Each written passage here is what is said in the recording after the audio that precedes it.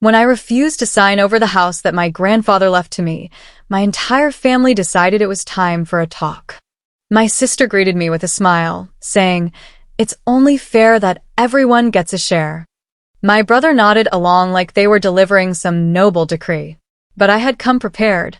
I pulled out a highlighted copy of the will and said calmly, "I guess you missed this part. I'm a 27-year-old woman, and nobody expected me to end up with the house. For as long as I can remember, my family's world revolved around keeping up appearances and their deep sense of entitlement. My older sister Melanie, 33, plays the perfect social media mom influencer with 2 kids and a husband she can barely stand.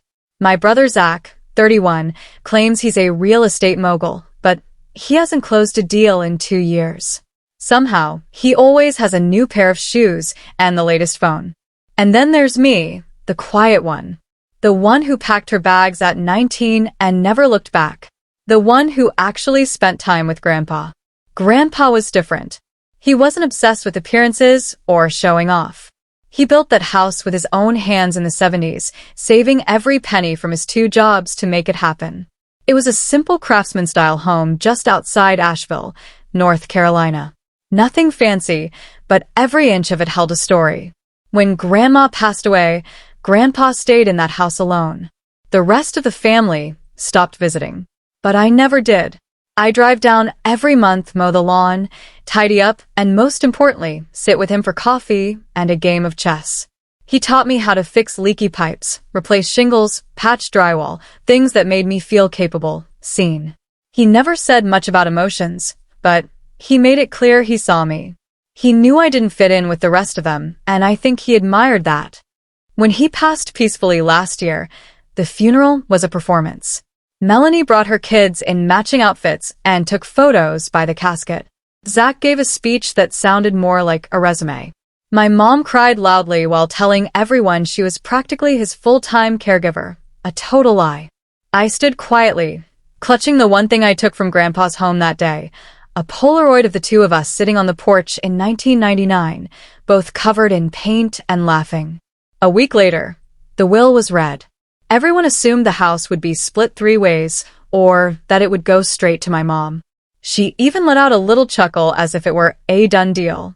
But the lawyer cleared his throat and read, "To my granddaughter Emily, I leave the house, the land it sits on, and full rights to use or sell it as she chooses. She's the only one who showed up. She earned it." The room fell dead silent. Melanie tried to object. Zach was already on his phone looking up legal ways to contest a will. My mom demanded a family meeting to clarify what Grandpa really meant. But legally it was mine. They tried being nice at first, pitching ideas about turning it into a rental and splitting the income. When I told them I planned to move in and live there myself, that's when they called for a family sit-down. They picked Dad's old lake cabin as the neutral spot. But I knew something was off the moment I pulled into the driveway and saw a U-Haul truck parked beside Melanie's Escalade and Zach's Tesla. Melanie greeted me with her usual camera-ready smile. "We've been talking. We think it's only fair that we all benefit from Grandpa's house." Zach crossed his arms. "You wouldn't even have that house if it weren't for us. It's a family home." I didn't flinch. I simply reached into my bag, unfolded a copy of the will, and pointed at the paragraph they clearly skipped. "To my granddaughter, Emily, and Emily only." I looked them straight in the eyes. Unless you've got a Ouija board handy, I'd say Grandpa made himself pretty clear. They looked like I'd slapped them. But I wasn't finished. "And who booked the U-Haul? Planning to clear out Grandpa's things already?" Melanie's smile wavered. Zach jumped in, pretending like I was overreacting. "We thought we'd help you sort through his stuff. Maybe sell what we don't need. Put the money to good use." Melanie nodded. "You're single, Emily. You don't even need a whole house." I laughed. "So, because I don't have a husband and kids, I don't deserve the one thing I actually earned?" Melanie tried guilt. "We grew up there too. That house holds our childhood." "The same house you called a dump last time you visited?" I shot back. "You haven't been there in 6 years." I pulled out another copy of the will. Page 3. Line 6. I leave no rights to the property to any other member of my family, and do so without regret. Zach stood up. We're trying to be civil here. You don't want this to get ugly. Is that a threat? It's a fact, he replied coldly. You're going to alienate the entire family over this. Melanie softened her voice like I was one of her kids mid-tantrum. Just be reasonable. Sign it over. We'll put it in a trust. Share it. Profit together. I rose from my chair, letting it scrape loudly. You had years to visit Grandpa. Call him. Bring him groceries. Help fix the roof. You didn't. I did. I was there when he fell. I was there every Christmas, every storm. And yeah, I'm keeping the house. Silence. Even Zach had nothing to say. As I walked toward the door, Melanie whispered, Mom's never going to forgive you for this. She hasn't forgiven me for things I didn't do for years, I said over my shoulder. I'll manage. I looked at the U-Haul one last time. Tell the movers not to bother. If they set foot on that property, I'll have them removed. Zach yelled as I reached my car. This isn't over. Good. I replied quietly. It's just beginning. I couldn't believe what I was seeing. My brother and my sister's husband, wearing gloves, caught on camera sneaking around the side of the house in the middle of the night, their flashlights scanning through the darkness like they'd done this sort of thing before. I sat there watching the security footage over and over, my heart beating harder with every replay, not out of shock anymore, but out of a deep, boiling calm that was starting to settle over me. They'd crossed a line, a big one. They weren't just entitled, they were criminals now. And somehow, that didn't even surprise me. They had always treated Grandpa's house like it was a prize they were owed instead of a place built with love, sweat, and quiet memories. I took a deep breath, saved the video, sent it to myself, then immediately forwarded it to my lawyer. After that, I filed the police report. The officer taking my statement didn't even need me to finish before he nodded and said he recognized Zach's name. Apparently, he had a bit of a reputation around town already. That only confirmed what I had long suspected. This wasn't just a family dispute. This was a pattern. The next few days were a storm of chaos. Zach called me repeatedly, 8 times in total, each one more panicked than the last. Melanie sent me a massive text wall trying to guilt me, saying I was destroying the family over some old stuff. She said I was overreacting, that I should have come to them first before going to the cops. And then there was Mom. She left me a voicemail crying, saying I was tearing the family apart. But none of them mentioned what had actually happened, that they'd broken into Grandpa's home and stolen from me. From him. I didn't respond to any of them. Instead, I stayed focused.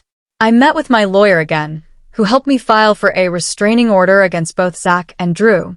They were officially banned from coming near the property or contacting me. When Melanie tried to call me using a burner number, I didn't even answer. I just sent the voicemail to my lawyer for evidence. I wasn't playing games anymore. I was protecting what Grandpa had left me, what I had earned. I took additional precautions, too. I changed the locks again, this time hiring a professional to install reinforced deadbolts and strike plates. I upgraded the entire security system, cameras, window sensors, motion lights, and even had it synced with the local police department. I wasn't going to be caught off guard again. A week later, I invited the estate attorney over to finalize the legal transfer of the title. As we sat in what used to be Grandpa's study, now repainted, warm, cozy, she slid over an envelope. Your grandfather asked me to give you this once everything was settled, she said. I took the envelope with care, my hands suddenly unsteady as I opened it. Inside was a single page of paper, yellowing slightly at the edges, written in Grandpa's familiar, precise cursive. The words weren't flowery, but they hit me like a ton of bricks. He wrote that he knew exactly what kind of people Zach and Melanie had become, that he was proud of me for being steady, reliable, and honest. And then he wrote something I will never forget. You don't owe anyone what they refuse to earn. That sentence, so simple, yet so heavy, settled deep in my chest like a warm weight. It was the permission I didn't even realize I needed. That evening, I walked down to the basement, dug out Grandpa's old toolbox, and fixed the front gate that had been warped for years. I swept the porch, just like he used to every Sunday morning. I planted some lavender along the walkway because I remembered how he loved the smell. And then I went inside, put on a kettle, sat down in the living room, and just breathed. For the first time in a long time, I felt safe. I felt home. But of course, the fallout was far from over. News traveled fast. Zach lost his job after his boss found out about the burglary charges. Apparently, employers don't like it when their real estate agents get caught stealing from dead relatives. Drew, my sister's husband, pled down to avoid jail time, but had to pay restitution and do community service. Melanie tried to save face by playing the victim online, but the internet has a long memory, and it wasn't long before people dug up screenshots, the footage, and her hypocritical posts. Her followers turned on her. Even the family's whisper network started rumbling with judgment. But through it all, I stayed quiet. My mother, unsurprisingly, took their side. She stopped speaking to me completely, which honestly hurt less than I thought it would. Maybe because she'd spent years making me the villain in her head. Maybe because she could never handle the fact that I was the one Grandpa trusted. But I realized something important during those long, quiet days in the house. I didn't miss their voices. I didn't miss their approval. For the first time in my life, I felt like I didn't need to prove anything to anyone. This house, with its weathered floors, faded wallpaper, and echoes of quiet moments shared over coffee and chess, it was mine. Not just because a legal document said so, but because I had earned it through every visit, every broken heater I fixed, every afternoon I spent listening to Grandpa's stories instead of chasing status or pretending for social media. And now, when people drive past the property and wonder why there's a new security gate, fresh paint on the shutters, and no one coming and going except me, it's because the house finally has something it hadn't had in a long time. Someone who truly belongs there. Thank you for staying with me until the very end of this story, a journey not just about property, but about boundaries, respect, and the power of quiet strength. I didn't just keep a house. I reclaimed my worth, my voice, and a legacy that was built not on entitlement, but on earned love. For anyone who's ever been treated like they don't belong, let this be a reminder. You do. You always did. Don't forget to like, share, and hit that subscribe button for more powerful stories of family, betrayal, and standing tall when it matters most.